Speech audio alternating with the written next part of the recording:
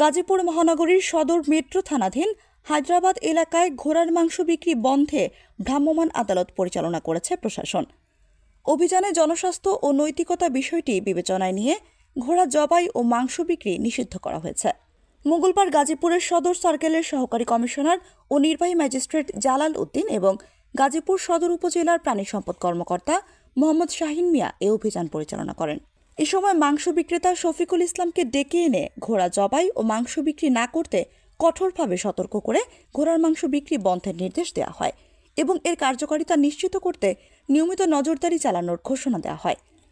ঘোড়ার মাংস বিক্রিকে কেন্দ্র করে স্থানীয় বাসিন্দাদের মধ্যে মিশ্র প্রতিক্রিয়া দেখা দিয়েছে। সদর উপজেলা প্রাণী সম্পদ কর্মকর্তা মোহাম্মদ শাহিন মিয়া জানান, 2011 সালের পশু জবাই ও মান নিয়ন্ত্রণ আইন অনুযায়ী স্বাস্থ্য পরীক্ষা ও লাইসেন্স ছাড়া পশু জবাই ও মাংস বিক্রি দণ্ডনীয় অপরাধ। এক্ষেত্রে 1 বছরের জেল জরিমানার বিধান রয়েছে।